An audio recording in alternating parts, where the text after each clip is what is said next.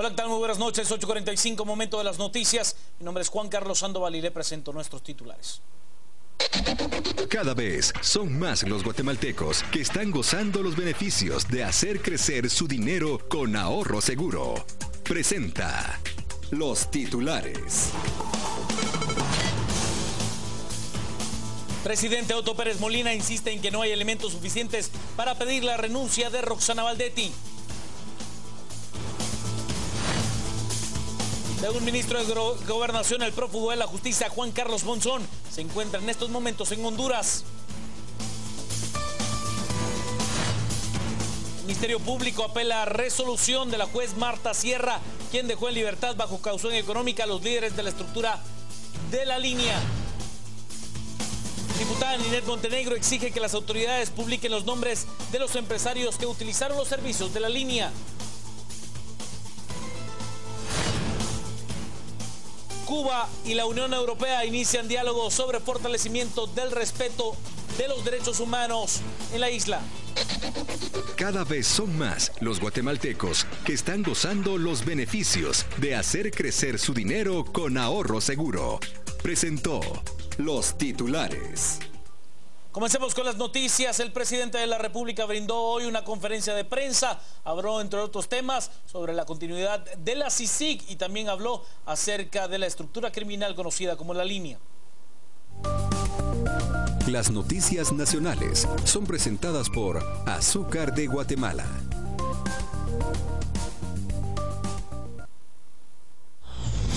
El presidente de la República, Otto Fernando Pérez Molina, insiste.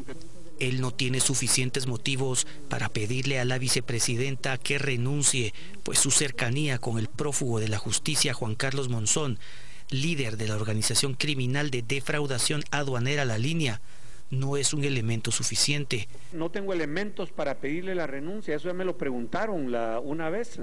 No hay un solo elemento. Ya lo dijo, y mire, se los vuelvo a repetir, ya lo dijo el fiscal general. Ya lo dijo el fiscal de la CICIG en una pregunta que algún de ustedes se la hizo. Y la pregunta fue si por la cercanía había alguna relación y la respuesta fue categórica, ya lo dije, fue contundente. La cercanía no implica ninguna relación. Y las palabras que utilizó fue: el nombre de la vicepresidenta sale sobrando y en la investigación no es parte de la estructura. Eso no lo tengo que repetir 1000 veces. Si ustedes lo pueden ver, ustedes lo pueden revisar en las mismas declaraciones que los medios de comunicación cubrieron. Algunos han dicho, miren, entonces que el presidente renuncie a la inmunidad. Yo no puedo renunciar a la inmunidad porque la inmunidad no es de Otto Pérez, la inmunidad es inherente al cargo. Igualmente sucede con la vicepresidenta, la inmunidad es inherente al cargo. Esto es fácil porque no es que yo me lo invente, sencillamente hay que irlo a leer. En las leyes está escrita, si nosotros no vamos a hacer, y como funcionarios no podemos hacer más de lo que la ley nos indica. Así que, mire, hay muchas especulaciones, se están levantando una serie de rumores, de chismes y de cosas como esa. En cuanto a la polémica sobre cuándo vino la vicepresidenta, y en la que se ha evidenciado que no se ha dicho la verdad, Otto Pérez Molina asegura que nadie mintió y que solo hubo falta de comunicación. Aquí lo que hubo fue una falta de comunicación y entendimientos. Y vuelvo a insistir, no me quiero extender en ese tema. Yo asumo mi parte de responsabilidad, que no chequeé los reportes que me hicieron llegar en su momento. Cuando yo hablé con la vicepresidenta la última vez, para ella era día viernes ya. Entonces yo y me dijo que iba a venirse lo más pronto posible, y yo lo que supuse es que eso lo menos iba a tardar 2 días. A mí me pasaron el reporte de la venida de ella y en medio de las circunstancias que estaban, yo no le puse atención y no lo leí. El mandatario pide a la población tranquilidad y madurez para esperar a que la justicia haga su trabajo. Y yo creo y llamo a la población a que tengamos no solo la paciencia, sino la madurez para esperar que las instancias encargadas de la justicia vayan determinando quiénes de los que están señalados hoy aclaren su situación y que sean ellos los que tengan el debido proceso, que puedan ser juzgados, vencidos, oídos en juicio, y que entonces se tomen las decisiones que no me corresponden a mí, que le corresponden en todo caso a el sector justicia. Según el Ministerio de Gobernación, el prófugo de la justicia Juan Carlos Monzón Rojas, presunto cabecilla de la estructura criminal conocida como La Línea, estaría en Honduras. Prófugo de la justicia Juan Carlos Monzón, quien según la CICIG es líder de la estructura de defraudación aduanera denominada La Línea, estaría en estos momentos en Honduras, según el ministro de Gobernación. Lo que yo les puedo hacer es una actualización de las alertas y del rastreo que hemos hecho. El día viernes recibimos una información de España de que él había arribado a ese país por el lado de la capital, por el lado de Madrid.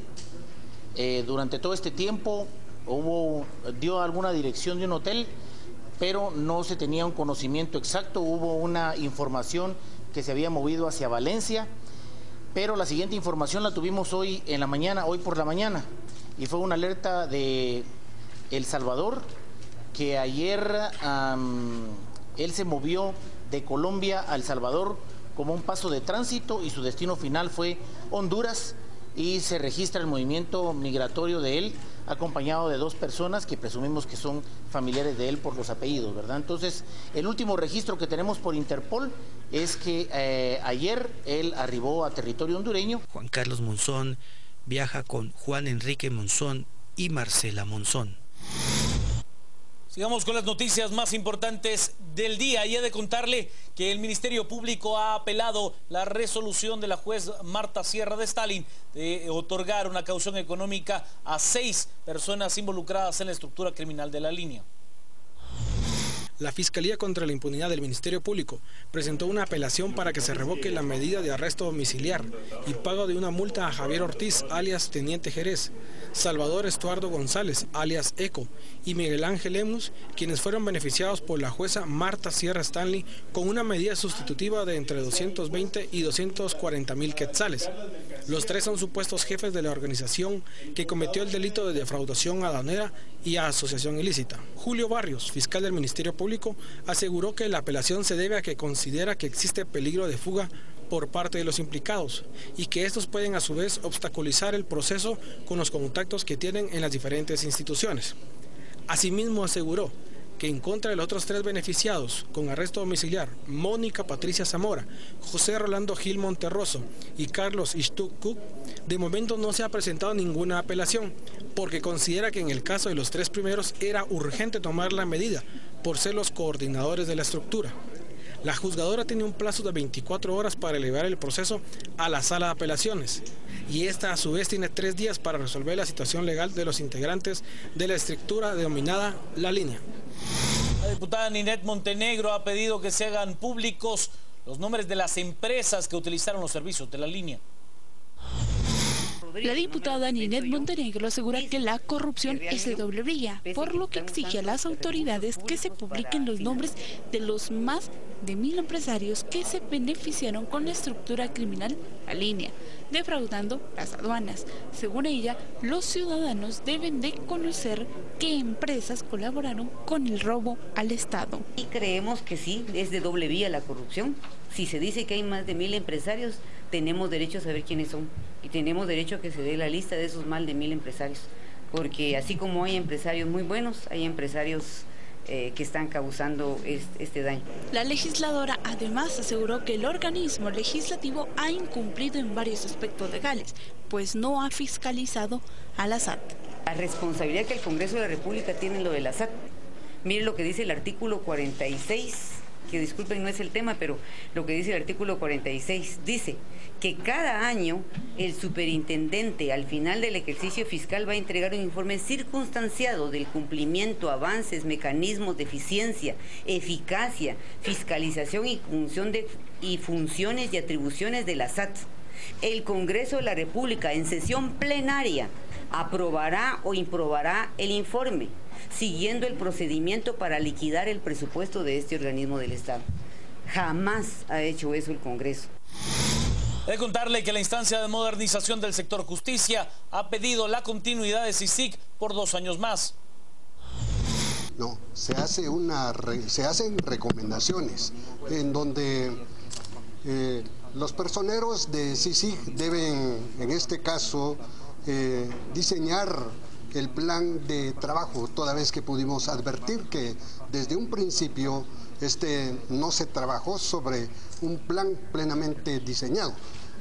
Por ende, una de las recomendaciones consiste, ¿verdad?, que se presente un trabajo sobre los cuales va a versar la actividad investigativa que realiza CICIG. Las noticias nacionales fueron presentadas por Azúcar de Guatemala. Pausa, regresamos con más noticias a las 8:45.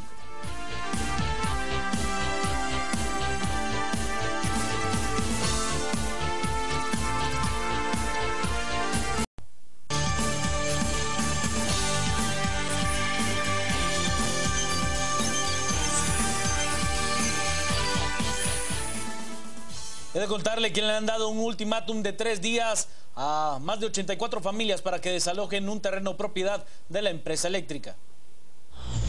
Desde muy temprano por la mañana, decenas de elementos de la Policía Nacional Civil se organizaban para iniciar con el desalojo de 84 familias que ilegalmente habitaban en la colonia El Amparo en la zona 7, lugar que nombraron como asentamiento Plan de Dios, algo que provocó bastante tensión entre los vecinos que se rehusaban a abandonar el lugar. Les pido un favor, no a la confrontación, salgamos pacíficamente. En Guatemala, al pobre y al humilde se usa la fuerza pública, pero al corrupto sinvergüenza se le pagan grandes salarios en unas oficinas de lujo. ¡Somos ladrones! Entonces, por favor, les pido, vayamos cada quien a nuestra casa. Horas más tarde se presentaron al lugar el juez tercero suplente Maynor Barrera, elementos de la Procuraduría de los Derechos Humanos, la Procuraduría General de la Nación y trabajadores de una empresa de energía eléctrica para iniciar con el desalojo respectivo, no sin antes negociar con las familias para evitar cualquier inconveniente. Incluso algunos diputados llegaron al lugar ofreciendo apoyo para los desalojados. Aquí varios diputados del Congreso, se les dio la oportunidad a ellos también de que mediaran con ustedes. Lamentablemente yo solo vengo a ejecutar una orden y lo que les pido es su colaboración para que lo hagamos pacíficamente. Entonces yo les agradecería que lo hiciéramos de la mejor manera. ¿Sí? Luego de ello, y bajo la premisa que la PNC no ingresaría al lugar, los vecinos del asentamiento permitieron el ingreso de las autoridades, en donde se les otorgó 3 días a las 84 familias para desalojar completamente el lugar. Además, la empresa a cargo del terreno se comprometió a brindarles transporte y algún aporte económico toda vez en el desalojo transcurra con normalidad. El Tribunal Supremo Electoral ha presentado el logotipo que utilizará en el proceso de elecciones de este año. El logotipo que el Tribunal Supremo Electoral utilizará en el proceso de las próximas elecciones, tanto en documentos oficiales como en las papeletas, credenciales de periodistas y en los centros de votación, fue aprobado y dado a conocer por los magistrados de esa entidad. El Pleno de Magistrados ha emitido el Acuerdo 109-2015 en el que autoriza ya la creación del logo que va a identificar el proceso electoral, Elecciones Generales 2015, en el que se hace acompañar de 2 figuras que representan el género humano, tanto al hombre como a la mujer, y se representan también los colores de las papeletas que se van a utilizar en el proceso electoral. El portavoz también dio a conocer que la recepción de hojas de vida para las 5.000 plazas temporales que ese organismo habilitó ya se cerró y que ahora es el Departamento de Recursos Humanos el que se encuentra realizando la selección, aunque el número de plazas podría disminuir debido al poco presupuesto que tiene. Hasta el momento han sido 15.743 personas que llenaron su solicitud por medio de la página web. Esta página web ya se ha cerrado. En la actualidad, Recursos Humanos trabaja en la selección del personal, tomando en cuenta particularmente la experiencia que se ha tenido de algunos ciudadanos que han colaborado con el Tribunal Supremo Electoral en otros procesos electorales, con el fin de ganar tiempo, ya que hasta el momento aún no se ha empezado con la contratación general de personal. Esto debido a que el presupuesto no solamente se desfinanció en 189 millones de quetzales menos que se entregaron, sino que aparte vino un poco tardado. El titular de la Secretaría de Seguridad Alimentaria y Nutricional, CESAN, respondió a los señalamientos de la instancia de consulta y participación social Incopaz y aseguró que las denuncias de estas personas son para hacerse por 2 años de la presidencia del Consejo Nacional de Seguridad Alimentaria y Nutricional, CONASAN. La instancia de consulta y participación social Incopaz, presidida por sectores indígenas, ONGs, colegios de profesionales, iglesias católica y evangélica, denunciaron que la entrega de alimentos por parte del MAGA, coordinada por la Secretaría de Seguridad Alimentaria en el departamento de Quetzaltenango, no cumple con las medidas deseadas. A criterio de la coordinadora Noemí Racancoj, el frijol y maíz que va dentro de las bolsas contiene gorgojo. Además, ellos como instancia denunciaron que en las bodegas hay granos básicos que están en descomposición. En Quetzaltenango nosotros nos dimos cuenta de que no se entregaron las bolsas como lo habían establecido. Por ejemplo, las bolsas deben de contener un quintal de maíz, una arroba de frijol, atol, no recuerdo cuántas libras. Pero solo con el maíz y el frijol nos dimos cuenta de que no se entregó la cantidad que se había establecido. En maíz entregaron una arroba y en frijol 5 libras. Y la calidad, pues nosotros lo hemos compartido con las compañeras y compañeros de Incopaz, de que la calidad no es la deseada, ya que los alimentos llegan con gorgojo, por ejemplo. Hace un mes y medio más o menos. Y aquí vemos las imágenes del titular de la Secretaría de Seguridad Alimentaria y Nutricional, CESAN, quien respondió a los señalamientos de la instancia de consulta y participación social Incopaz. Muchas de las organizaciones están compitiendo para poder ser representados dentro de esa instancia. Acordémonos de que esa instancia tiene 5 sillas dentro del Consejo Nacional de Seguridad Alimentaria y Nutricional en la estructura del Sistema Nacional de Seguridad Alimentaria del país.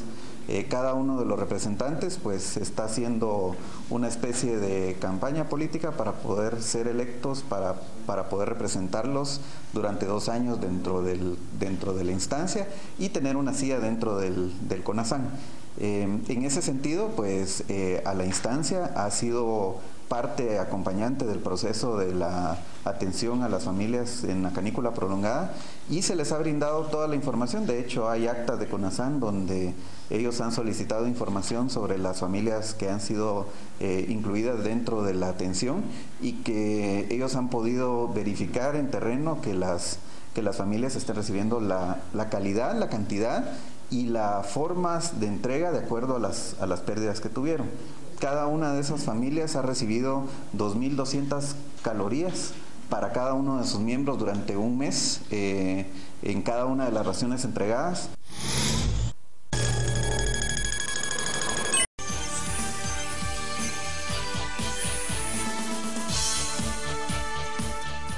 Buenas noches, bienvenidos a las 8:45. Hoy es día miércoles y como todos los miércoles, Gustavo Berganza y Juan Luis Font estamos aquí listos y dispuestos para arrancar con la primera conversación de esta noche. Buenas noches, Gustavo. Vamos a darle la bienvenida al presidente del organismo judicial y de la Corte Suprema de Justicia, don José Felipe Baquiash, quien es integrante de la Comisión Coordinadora del Sector Justicia. ¿Lo estoy diciendo de manera correcta o me estoy comiendo? Se llama Instancia Coordinadora de la Modernización del Sector Justicia. Muy bien. Y como tal, la instancia coordinadora de la modernización del sector justicia le ha presentado el día de hoy su informe al presidente Otto Pérez Molina, en la cual recomienda que se extienda por 2 años más el mandato de la Comisión Internacional contra la Impunidad en Guatemala. Nos acompañan también para discutir sobre este tema Helen Mack, quien es directora de la Fundación Mirna Mack, y Lorena Escobar, quien es investigadora y analista en temas de seguridad de ACIES. Gracias a los tres, bienvenidos a las 8:45. Gustavo, inicia esta conversación. Brevemente, licenciado Baquiash, ¿cuál fue la principal consideración que pesó en el ánimo de la comisión para finalmente recomendar esta prolongación de mandato? Muchas gracias. Para iniciar mi intervención les agradezco por esta oportunidad, el hecho que se me ha invitado. Aprovecho también públicamente para manifestarles en este caso mi justificación, toda vez que en vez pasada me invitaron, estaba invitado también, pero así es. Por justas causas no pude asistir. Entrando en materia, como es del conocimiento, mediante un oficio fechado el 20 de enero del año 2015, el señor presidente constitucional de la República de Guatemala comisionó a la instancia para rendir un dictamen sobre la necesidad o impertinencia de la continuidad de CICIG en Guatemala. Por lo consiguiente, convoqué a los integrantes de la instancia Luego nos diseñamos las líneas de investigación, fue así como iniciamos el trabajo, lo cual nos llevó la realización de 8 sesiones. También tuvimos una mesa técnica que nos ayudó a recabar la información. Asimismo, invitamos a sectores de la sociedad civil. Aquí la licenciada Helen Mack, recuerdo que ella también llegó ante la instancia a dar a conocer su punto de vista. Después de haber recabado toda la información de campo, así como las opiniones de los diversos sectores, pues nos dio como síntesis que el día de hoy hayamos presentado el informe ante el señor presidente, en donde se recomienda la prórroga del mandato de CICIG en Guatemala por 2 años. Licenciado Baquiash, pero ¿este informe estaba previsto que fuera entregado el día de hoy o fue apurado por el apremio después del hallazgo que ha tenido la CICIG respecto a esa red de defraudación en aduanas, una red político-mafiosa que afecta a las aduanas? No, de ninguna manera. Les voy a comentar que cuando recibimos aquel oficio y tuvimos la primera sesión, recuerdo que nos constreñimos a que a finales del mes de abril entregaríamos el informe. Por lo consiguiente, nada varió el acontecimiento ilícito al que usted se refiere. Y la decisión de recomendar la continuidad de la CICIG, ¿en qué se basa en concreto? ¿Cuál es el argumento central para decir que debe permanecer la CICIG en Guatemala? Sí. Sabemos que en todo proceso penal lo que se busca es la averiguación de la verdad. Jurídicamente, ¿verdad?, se pueden probar los hechos por cualquier medio de prueba legalmente permitido. Analizando de manera exhaustiva los procesos en donde CICIG ha participado, ¿verdad?, se pudo advertir, en este caso, la formulación de tesis acusatoria y la actividad probatoria, porque recordemos que el juez para la decisión de los casos se orienta basado en la prueba. Por lo consiguiente, sabemos que el Estado de Derecho debe fortalecerse. Entonces, eso fue lo que nos llevó a la conclusión de recomendar la prórroga de CICIG en Guatemala. Pero de veras no tuvo nada que ver toda esta tensión que había alrededor del presidente, de la vicepresidenta, la amenaza de un eventual rompimiento para que ustedes apresuraran esa decisión y que cambiaran un criterio que aparentemente al principio iba a ser negativo. No, les voy a comentar. Desde que se inició la redacción del informe, llevaba como hilo conductor, ¿verdad?, el hecho de prorrogar el mandato. Porque conforme fuimos escuchando, en este caso, a los diversos actores de la sociedad civil, pues todos daban como consecuencia de su opinión que CICIG debería continuar. Y asimismo, el examen técnico de los procesos a los cuales me he referido, en que CICIG ha participado, pues esto pues ya lo traíamos diseñado para emitir una conclusión tal como se plasmó en el informe rendido el día de hoy. Helen Mack, ¿cómo ve el informe que ha presentado la instancia coordinadora para la modernización del sector justicia? Bueno, no he podido leerlo, obviamente no hemos tenido acceso al informe, pero efectivamente la percepción que todos los guatemaltecos teníamos era que la instancia más bien iba a sacar un informe de gallo-gallina, ¿verdad?, y tirarle la responsabilidad al presidente, que es quien realmente tiene la responsabilidad de prorrogar o no el mandato de la CICIG. Y sí, también hay toda una percepción que efectivamente el caso de la SAT demuestra, ya había demostrado con el caso de Byron Lima y el sistema penitenciario, como hay una estructura en el sistema penitenciario que abarca también parte del sector justicia, y ahora pues también el caso de la defraudación de aduanas, ¿verdad?, en donde hay redes que son ilegales, porque estas necesitan del Estado para poder obtener sus ganancias ilícitas. Ahora, Lorena Escobar, nos dice el licenciado Baquiash que las consideraciones fueron estrictamente técnicas y atendiendo a las sugerencias de la sociedad civil, pero da la impresión como que este es un fallo más bien, como que esta sugerencia es más bien política. ¿Qué piensa usted? Bueno, yo creo que la instancia tomó en consideración cuestiones técnicas, tanto técnicas como políticas. No conozco tampoco las interioridades del informe, pero por las recomendaciones que han circulado, el texto que ha circulado en redes sociales, se puede dar ver que sí hubo recomendaciones técnicas que son lógicas ante las necesidades del sistema, que se fundamentan en este tipo de cuestiones. Creo que al menos no sorprende, o sea, es grata la sorpresa en que se confirme en la CICIG. Hay que tener en cuenta que sí es un reconocimiento una vez más de la necesidad de su presencia para fortalecer el sistema de justicia. Entonces, y hay recomendaciones puntuales en donde también se les solicita a la CICIG que regrese a algunos espacios en donde había abandonado, como es la incidencia o la propuesta de reformas legales, y entonces que son necesarias también para fortalecer el actuar del sistema de justicia. Ahora, pero digamos, en eso de las reformas legales también la CICIG había convocado a unas mesas técnicas para mejorar, modernizar, reformar el sector justicia, y sin embargo en ese momentito el propio presidente los paró en seco. ¿Recuerda usted? Sí, sí recuerdo. Por supuesto que recuerdo. Y es más, habría que tomar, nunca se dio a conocer cuál iba a ser el rumbo. Y pusieron en pausa, la misma CICIG puso en pausa todo ese proceso. Es un buen momento también para reflexionar, que es tanto para las instituciones del sector justicia y sector justicia penal, tenemos que hacernos referencia a esto, y también como la CICIG misma, que es lo que necesita Guatemala en torno. Licenciado Baquiash, hay una recomendación entre las que plantea esta instancia coordinadora de modernización del sector justicia que habla de la necesidad de que CICIG informe sobre qué tipo de investigaciones o en qué áreas va a trabajar.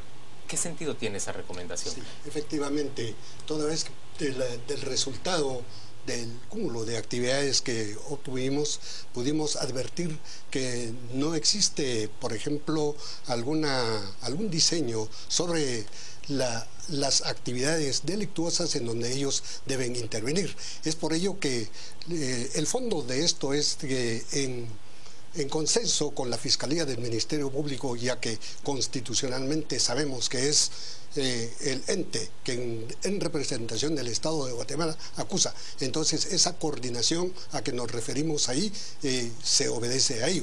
Y en cuanto al organismo judicial, sabemos que muchas veces se practican diligencias de anticipo de prueba, allanamientos, entre otros. Por lo tanto, en eso consiste la coordinación. Pero esto no significa que CICIG deba informar de todo lo que está investigando. No. Porque en buena medida se necesita de cierta discreción para hacer avanzar muchas investigaciones. Efectivamente, sí, celosos somos, ¿verdad? En este caso del secreto que se debe guardar en toda línea de investigación. Por lo tanto, la publicidad, si bien es cierto, en el Código Procesal Penal hay una excepción en el artículo 314, sin embargo, en este caso no a eso nos referimos. Ahora, ustedes, Lorena y Helen, en el inciso E de las recomendaciones, la instancia menciona la necesidad de que la CICIG dé cuenta, sea responsable ante alguien de sus actos, ¿no?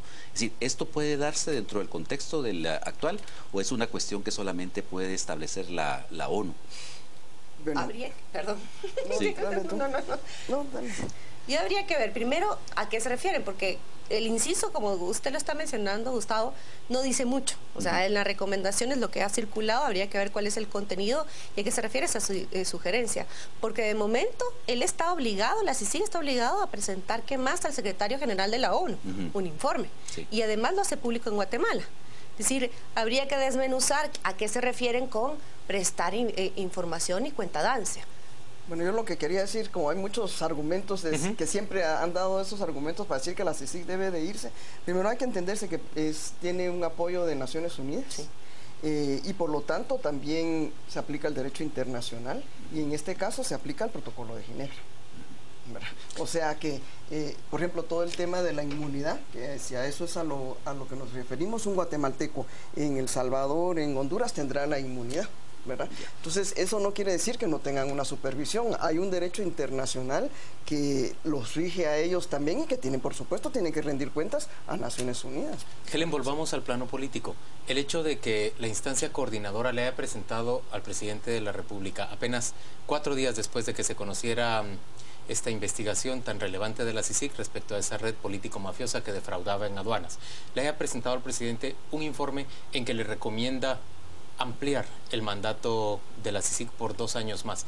De alguna manera le permite al presidente ahora decir que está reaccionando a ese informe y un poco salvar cara frente a una obligación que ya se hacía absolutamente ineludible frente a comunidad internacional y en buena medida también frente a diferentes sectores en Guatemala. Así es. Toda la información, incluso antes del caso de la SAT, era que el presidente no quería renovar prorrogar el mandato de la CICIG. Bueno, incluso, todas sus comunicaciones del presidente eran negativas hacia prorrogar. Y que incluso dijo el plan de prosperidad va con o sin Estados Unidos, cuando era parte, dijéramos, como de la zanahoria que el Estado norteamericano estaba dando para detener y tratar de resolver su propia seguridad nacional, ver el tema de la situación de los migrantes. O sea, había una arrogancia, una prepotencia y un mensaje: no queremos a la CICIG. Todos los sectores, y como yo decía, todos ya hace mundo escuchábamos, ¿verdad?, que la instancia lo que iba a sacar era un gallo gallina, y obviamente con este caso ya el presidente ya no tiene salida. Es más, lo que se escuchaba era que iba a haber una negociación de que sí, que solo era prórroga de 1 año. Ahorita yo diría, ese periodo se le acabó. Ya no tiene ningún margen de negociación. Ahora, el presidente también había establecido que la CICIG no debía abrir ningún caso nuevo durante este periodo hasta septiembre. Y también había establecido que debería limitarse también como acción nueva a transmitir capacidades al Ministerio Público.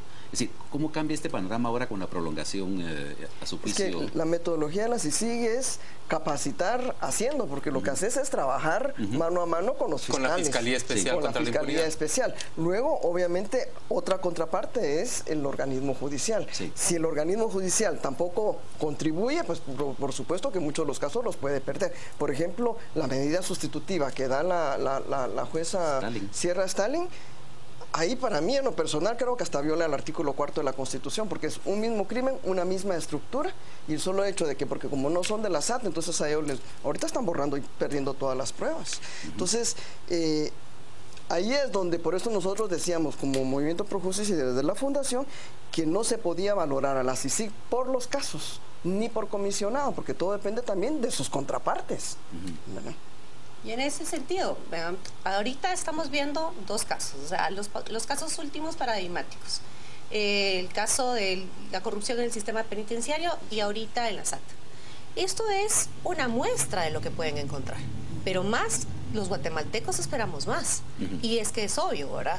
¿Cuántos millones han pasado por estas fronteras? ¿Cuánta droga ha pasado por él? Tiene que llegarse a determinar hasta el último responsable y eso no se hace en 1 año, ni en 2. Un proceso penal promedio en Guatemala es 1 año y medio, 2 años. Y estamos hablando de un proceso penal. Entonces, sin apelaciones, sin amparos, vamos a eso. Entonces, el pensar que los procesos se van a terminar ahorita no es posible. Licenciado Baquiash, usted es el presidente de la Corte Suprema de Justicia y del organismo judicial. ¿Cómo reacciona frente a las críticas que se emiten en medios de comunicación y en general en opinión pública respecto de esa resolución de la jueza de Stalin, que decide, por ejemplo, que 6 de los 22 acusados o sospechosos se les otorga una medida sustitutiva? Sí. Soy respetuoso de la libertad de emisión del pensamiento, pero también como juez sé que debo respetar la independencia e imparcialidad del juez. ¿Por qué razón? Porque en lo personal, pues no conozco en este caso las líneas investigativas, no conozco los requisitos de fondo y forma que está en ese proceso. Sin embargo, debemos de recordar que en un Estado de Derecho lo que fortalece es la vía recursiva. Para eso están las alzadas, para que los órganos jurisdiccionales colegiados superiores pues revisen lo actuado por la jueza ACU. ¿Qué piensa Helen Mac cuando escucha esto? No, para mí eso no es así. Yo te digo, ¿por qué tú, porque sos de la SAT y yo sí soy de la SAT, pero es un mismo crimen, es una misma estructura, a vos te beneficio de una medida sustitutiva y a mí no? Artículo 4 de la Constitución, todos somos iguales ante la ley. Pero es cierto que se puede recurrir y se puede apelar, digamos, esta Sí, pero ya tuviste decisión. un margen para que vayan a borrar evidencias, ¿verdad? Ahí, discúlpame, pero son 6 que quedaron fuera, que ahorita están con toda la posibilidad de ir a destruir pruebas. Ya salió en los medios de que fueron a la casa de estos señores y no tenían ni siquiera seguridad y que no estaban en sus casas. ¿Qué están haciendo entonces? Licenciado Baquiash, ¿qué garantía pueden tener los ciudadanos de que en un caso tan relevante como el de la mafia que se ha descubierto en la Superintendencia de Administración Tributaria, las Cortes, en términos generales, el sistema judicial va a funcionar apegado a la ley y sin atender a criterios políticos que beneficien a los inculpados? Efectivamente, eso la actual Corte Suprema de Justicia ha tratado por todos los medios de difundir ese criterio a todos los jueces en respetar el debido proceso, el garantismo procesal y todas las garantías constitucionales que deben primar en todo proceso. Señores, gracias por acompañarnos a las 8:45. Vamos de inmediato a la información. No, vamos a ir a la pausa comercial y vamos a volver después para una segunda conversación en torno, por supuesto, a lo que está ocurriendo en nuestro país. Por ejemplo, con las previsiones de que Juan Carlos Monzón, el ex secretario privado de la vicepresidencia, sea capturado a la brevedad.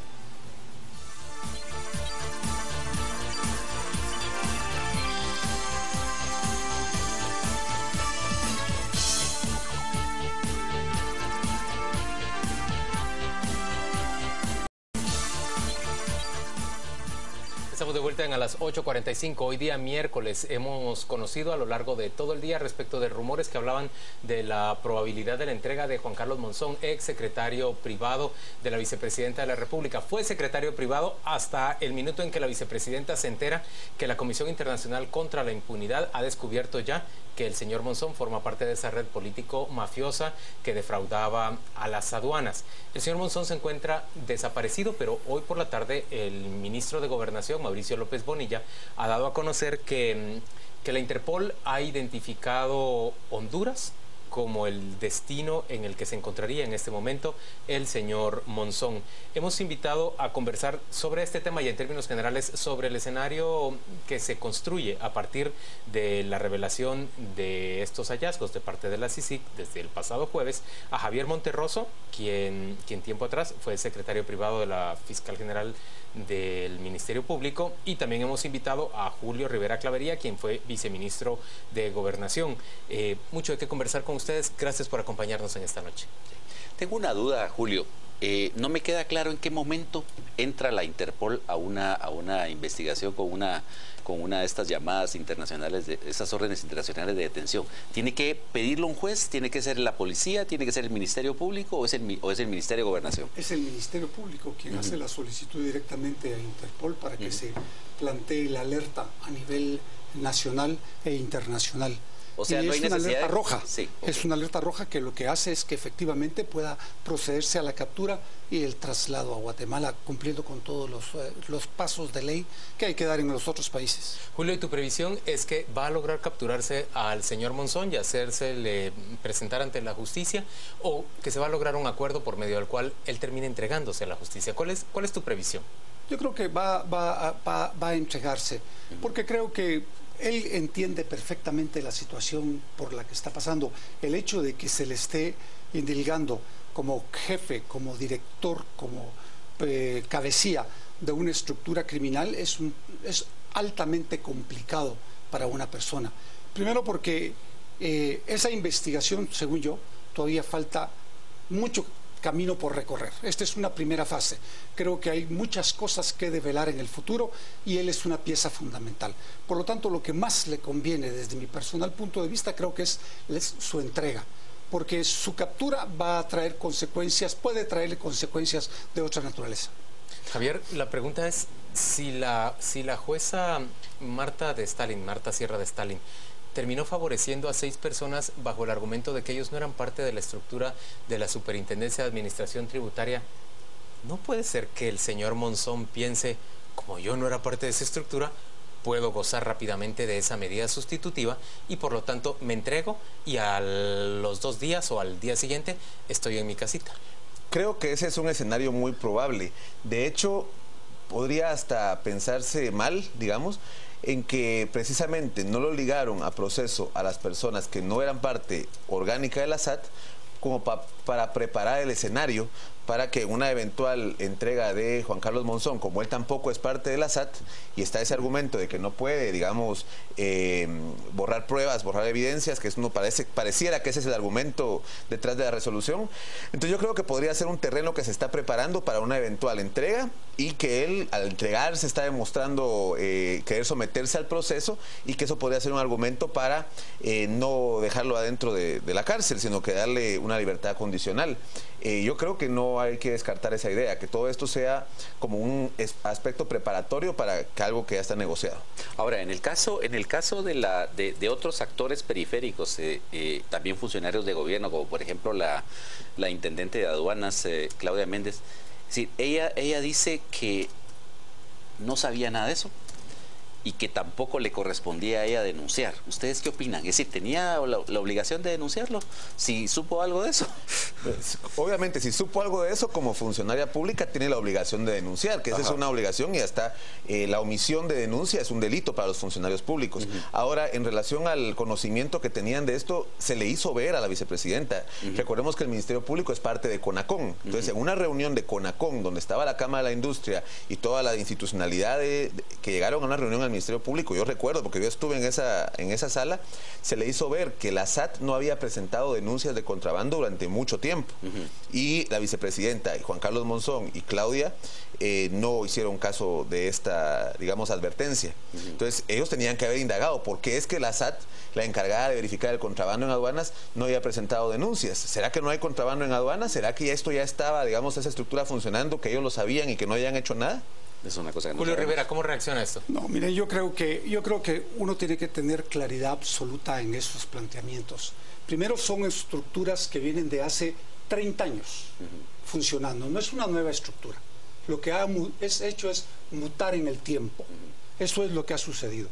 Por lo tanto, uno puede llegar a una posición como funcionario de gobierno y saber que las estructuras están ahí, pero muchas veces las herramientas con que uno cuenta no son las adecuadas. Si sí las tiene, porque tiene la logística, tiene el personal capacitado profesional, tiene los medios de intervención de comunicaciones, tiene absolutamente el apoyo de las embajadas más importantes del mundo. Es decir, medios técnicos que pueden traer. Por lo tanto, ellos sí pueden hacerlo. Y el mejor ejemplo lo tienen ustedes, por ejemplo, en la investigación que hicieron en el sistema penitenciario, que terminó en una primera fase. Porque Byron Lima es una punta del iceberg, pero de aquí en adelante también tiene que seguir. Igualmente ahora. Por lo tanto, yo sí creo que lo que ha sucedido es que estas redes son redes que han venido funcionando desde hace muchos años. Y perdón, pero no solo funcionan en SAT, también funcionan en el sistema de administración de justicia de este país. Julio, pero yo tengo que preguntarte, ¿puede pensarse realmente que la vicepresidenta haya nombrado a un secretario privado suyo que está señalado de encabezar una red como la que se ha descubierto, político-mafiosa, que coordinaba con diferentes instancias, que estaba delegado él mismo a la Comisión contra el Contrabando? ¿Y puede pensarse que la vicepresidenta no sabía nada de una estructura como esta? No, yo creo que sí. Que ella sí sabía. Sí. ¿Y qué es lo conducente, señores, frente a esto? Si tantas personas tienen, y debo decir yo, tenemos sospechas respecto a eso, ¿cómo se administra una crisis de este tipo? ¿Qué se le pide a la vicepresidenta? ¿Que renuncie a su cargo? ¿O hay alguna manera en la que pueda ser ella investigada simplemente separándose de la vicepresidencia pero sin renunciar al cargo? Bueno, es que es evidente, Juan Luis, que algo estaba pasando en aduanas. Cuando ven la brecha fiscal que se estaba haciendo cada vez mayor y que la recaudación precisamente que se había caído era el IVA en aduanas. O sea, había un enorme bajón. Yo concuerdo con Julio, esta red existía, pero se fortaleció e incrementó su funcionamiento en este gobierno. O sea, había un conocimiento, cualquiera que hubiera visto, por eso Miguel Gutiérrez, cuando estuvo, digamos, al frente de la SAT, los meses que estuvo, sí intentó hacer cambios en esta red. Bueno, y cuando él sale, cantidad de personas, incluyendo a Franco, ¿no? A Franco incluyendo a Franco. Y cuando ponen a Muñoz, lo primero que hace es contratar a Franco. Es decir, pareciera que este gobierno tenía un pleno conocimiento y apoyo a esta red. Ahora, ¿qué puede hacerse con la vicepresidenta? Bueno, hay un plano que es el plano de investigación, el plano judicial, que corresponde al Ministerio Público iniciar acciones penales si tiene la información, porque el que tiene la información y que puede probar y que puede iniciar un proceso de antejuicio es el Ministerio Público.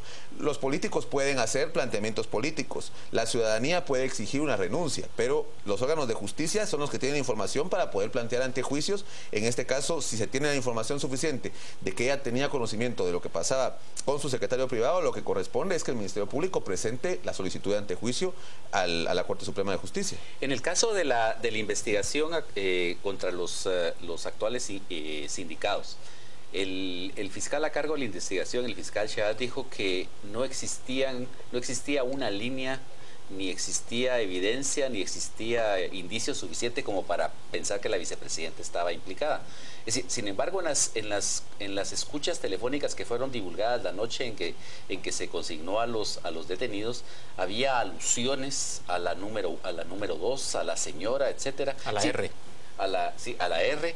Es decir, desde tu perspectiva como abogado y como miembro del Consejo Asesor del Ministerio Público, ¿no da esto suficiente como para iniciar una investigación de la vicepresidenta? Yo creo que no. Yo creo que lo más importante es que efectivamente ese es el trabajo que tiene que hacer CICIG. Demostrar si efectivamente hay relación entre todas las llamadas y que efectivamente las estructuras reportaban a un alto funcionario de gobierno. Pero ese es el trabajo que CICIG tiene que poner en claro de aquí en adelante. Es decir, o el Ministerio Público, conjuntos. Pero es decir, son simples llamadas telefónicas, pero lo que hay que hacer es efectivamente investigar para demostrar que efectivamente existía una relación real. Porque el problema es que si no se demuestra, va a suceder lo que ha sucedido en otros casos, que efectivamente no hay pruebas suficientes y se plantean medidas sustitutivas o simplemente sentencias absolutorias. Yo, en lo personal, respeto la decisión de la juez Blanca Sierra de Stalin. Marta Sierra de Stalin, pero no la comparto, porque esta es una estructura criminal y las estructuras criminales son un flagelo en este país y le producen graves daños al país, en todo el sentido de la palabra. Señores, ahora estamos discutiendo, por supuesto, la parte legal con ustedes de esta situación, pero este es un caso de una gran trascendencia política. Así es. Javier, lo que estamos viendo en este momento es rechazo desde numerosos sectores hacia el gobierno de la República por permitir que una cosa de estas ocurriera y por no tomar las medidas suficientes para investigar a fondo. La línea del presidente parece ser que caiga todo el peso de la ley sobre Juan Carlos Monzón, aparentemente, pero a la vicepresidenta no se le cuestiona.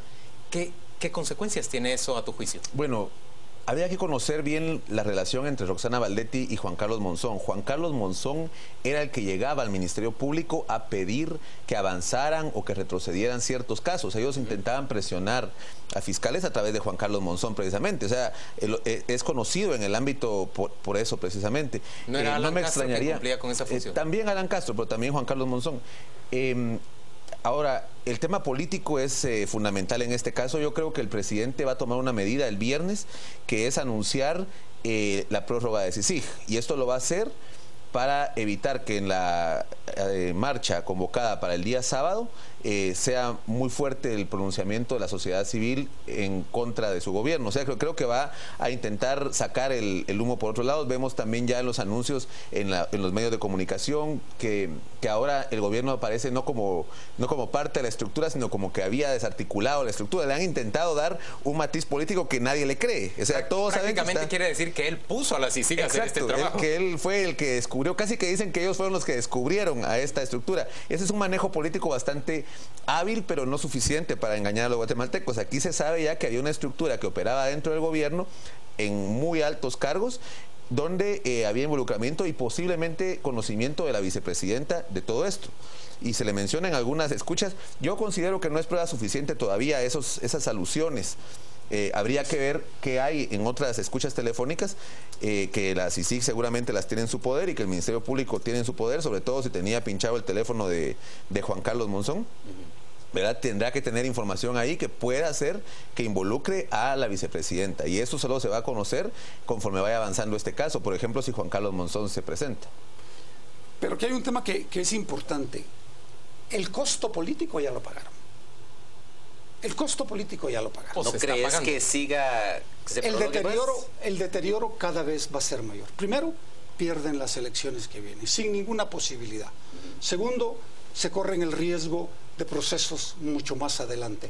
Tercero, dejan abierta un montón de puertas para que puedan presentar denuncias. Por lo tanto, el costo lo están pagando y lo van a seguir pagando.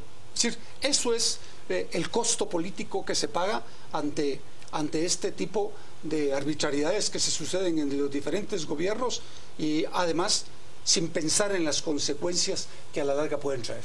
Ahora, es interesante, por ejemplo, en las dos presentaciones de la CICIG, de las dos estructuras recientemente desarticuladas, la de presidios y la de la SAT, es decir, llamémoslo así, el lenguaje corporal del ministro López Bonilla. Es decir, ¿estaba el ministro, a su juicio, enterado de lo que iba a decir el fiscal? Yo te diría que ni el ministro ni la fiscal general tenían pleno conocimiento de lo que iba a decir el fiscal Shahar ni el comisionado. Creo que, y así es, de hecho en el Ministerio Público la CICIG trabaja directamente, por eso hay una Fiscalía Especial contra la Impunidad, es una fiscalía donde tiene muy poco acceso todo el resto del Ministerio Público. Los operativos no se dan de conocimiento del Ministerio de Gobernación hasta la madrugada de ese mismo día que se convoca a la policía para que haga los operativos. Entonces es muy poco el conocimiento que ellos podían haber tenido de este caso. Se refleja, como lo decís, en el lenguaje corporal, pero también en el sentido de que la fiscal general no es la que da las declaraciones, no es la que habla del tema, sino que lo hace el fiscal del caso. Y hasta el momento la fiscal general tampoco se ha empoderado del tema, ni siquiera está en el país, precisamente en un momento que me parece clave de la investigación y de estar apoyando a los fiscales que están yendo precisamente a sostener las acusaciones ante el organismo judicial. Creo que igual que en el caso Lima, también pareciera que nos está diciendo que hay una estructura alrededor, pero hay una figura aquí, en este caso el ministro, en el caso Lima y en este caso la vicepresidenta, como que nos quisieran hacer pensar que todo estaba alrededor de esta figura y que esta figura en el centro no tiene ningún conocimiento. Eso no se lo cree nadie. Algún conocimiento tienen que tener tanto el ministro de lo que pasaba en el sistema penitenciario como la vicepresidenta de lo que pasaba en la SAT y Claudia Méndez, etcétera. Entonces, Julio, ¿cuál es tu expectativa? Y cerremos con este comentario tuyo la conversación. ¿Cuál es tu expectativa en los próximos días? ¿Se desarrolla a plenitud este proceso? ¿La CICIG queda fortalecida y logra investigar a fondo este caso? ¿O se le establecen límites, por ejemplo, y se impide que se llegue hasta la vicepresidenta? No, yo creo que CICIG, este es el momento en que CICIG salió sumamente fortalecida, en primer lugar. En segundo lugar, está actuando en el momento exacto, porque se viene el evento electoral con un partido completamente debilitado y con un gobierno sumamente frágil y además sumamente debilitado. Por lo tanto, yo creo que van a ir caminando hasta esperar el final del evento electoral en septiembre, bien quién es el nuevo presidente del país y seguir trabajando el tema de esta investigación. Esta investigación es el inicio de posiblemente 2 o 3 etapas que se vendrán más adelante, porque además la misma investigación te conduce, no se puede detener. Señores, gracias a ambos por acompañarnos a las 8:45. Vamos de inmediato con nuestro compañero Juan Carlos Sandoval para conocer qué piensa la audiencia y qué ha expresado por medio de las redes sociales. Adelante, Juan Carlos. Gracias, Juan Luis. Nos vamos a las redes. Nos dice Astrid que los políticos paguen el costo político, pero que los guatemaltecos no olvidemos y reflexionemos en estas elecciones. Piden registros de llamadas de los celulares para determinar a ciencia cierta dónde estaban los personajes. Ana nos dice, Valdetti es la orquestadora de toda la mafia del gobierno. René, el presidente quiere inventar el agua azucarada, solo en Guatemala se dan esas cosas, qué descaro. Y Fernando nos plantea, ¿qué rol juega el Congreso en un proceso como el de Valdetti, siendo un ente que está por encima del Ejecutivo? Es su planteamiento. Tigre nos dice, por eso no me agrada la CICIG por omitir la totalidad. No puede haber excusas para especular. Son los mensajes que tenemos en las redes sociales. Lo esperamos ya en el debate esta noche. Cristian Castillo y Philip Chicola abrimos el debate con Crisis Pérez Molina, que será nuestro hashtag de la noche. Siga con nosotros. Los deportes son